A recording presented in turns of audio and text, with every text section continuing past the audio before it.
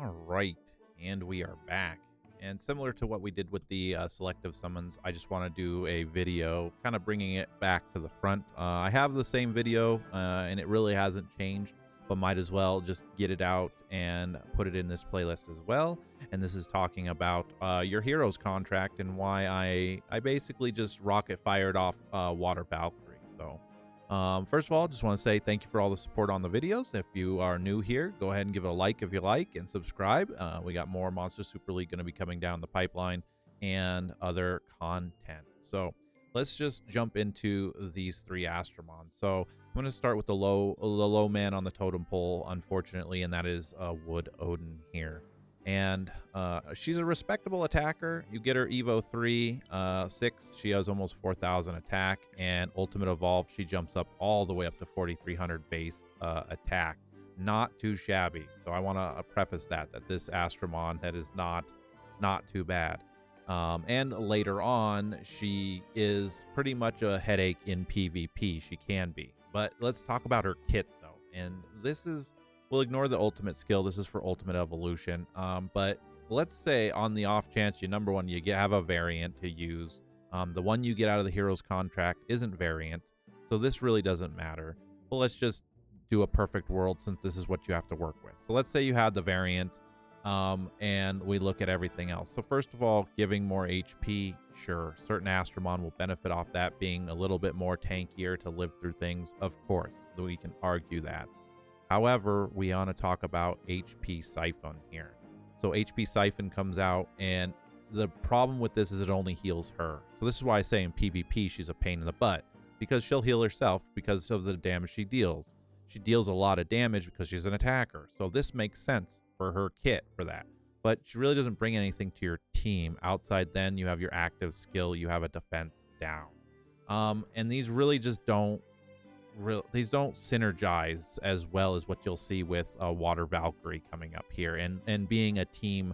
This is a team, attempt here. You have an entire team that you're building off of. Defense down is great, don't get me wrong, but it's at 80%. So you have to invest even more in her to get this defense down up with booking the Astromon. So overall, this is why she's kind of the slower build pick. Later on, having a Wood Odin built up and Ultimate Evolved, you're not gonna regret it. I'll put it that way. However, for newer players, she's just not gonna be. She's not useful in attempting to get through the amount of content that you as a newer player have to get through. So, with that said, let's go down to Fire Arthur. Now, this is always a hard pick between Fire Arthur and Water Valkyrie in this same aspect. So, without Ultimate Evolved, Evo 3 Fire Arthur attacks at 3,600. Not bad for a natural born 5-star Astromon. And then when he Ultimate Evolves, it goes up to 4,100. Again, very respectable. And I do like Fire Arthur. He's used in a lot of my stuff. If you guys are going to stick around for my Champions League when that comes back around, you will see Fire Arthur used for PvP, and you'll see why. Because again, let's look at the kit here. Once again, we'll ignore Ultimate Evolution because it's going to take you. You're not going to be doing this for this one. You're going to be doing this for your Light Arthur. But why we didn't pick Fire Arthur is, again, look at it as a kit. You're again getting HP. The only thing good on this Astromon outside of his attack power, he will smack some Astromon, is he has a stun, and it's 100% chance. And this is why I use him for PvP. In PvP, he will get that stun off more times than he won't outside of resistances. But here we go again on this active skill, defense down, and you can see it's even less than Wood Odin.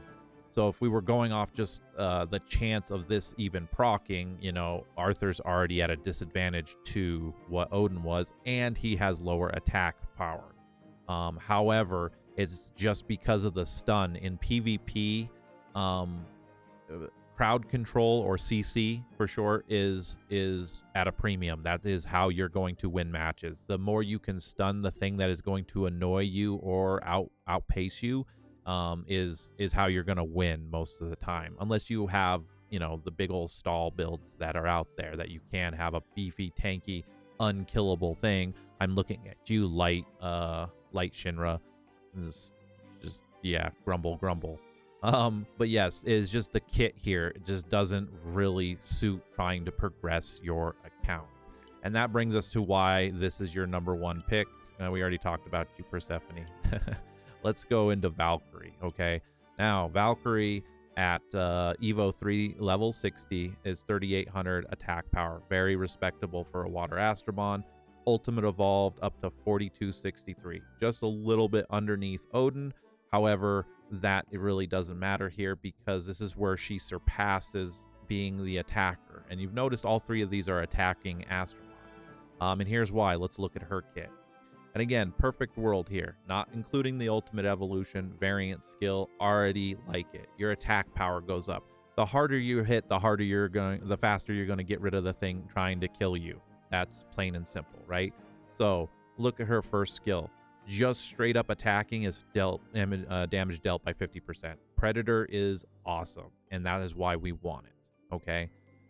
And then not only that, this is what I mean about synergy with your kit. So she already hits 50% harder.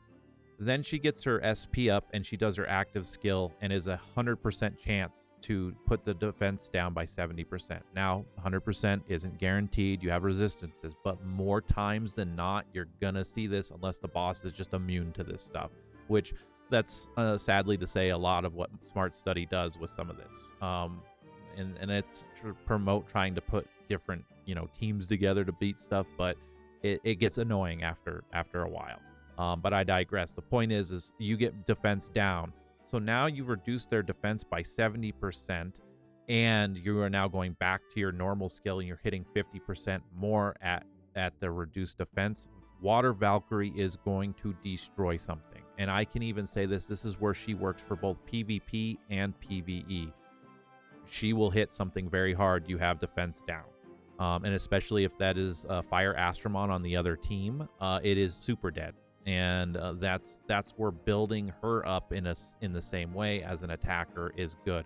This is an overall very solid pick because look at how it synergizes together. The more damage you do, the faster it dies.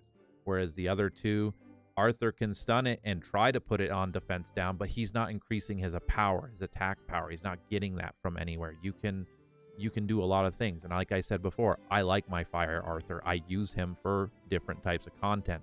However, as far as going out there and farming levels like you're going to be doing, trying to climb up golems to get the higher gems for different slots that you're going to have to fill, this is the Astromon you're going to be wanting at your side.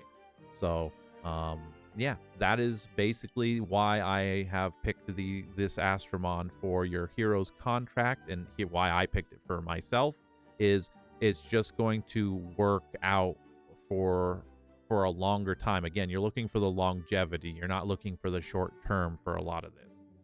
Wood Odin, like I said, she is sadly a niche. She works in only a certain amount of content.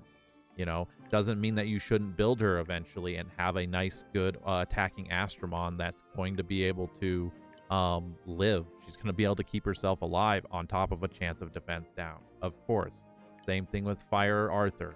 Eventually you will have one of these because you're going to summon a bunch of them and you're not going to know what to do with it. And you'll finally be like me and go, well, screw it. I'm just going to finally build him. Why not? So he has his place in certain amount of content, and the stun is very useful off of him. However, the defense down doesn't really help out as at 70% chance. And there's just so much invested in this. Whereas Valkyrie is just so quick and easy to do this. So anyway, that's my deep dive into your hero's contract and why we're going to. We'll do this again when it comes down to the light contract. But thanks for watching. You stuck around to the end. Go ahead, if you're new here, give me a like if you liked. And if you subscribe, there's going to be more content coming down the pipeline. Thanks for watching, and I will see you all in the next video.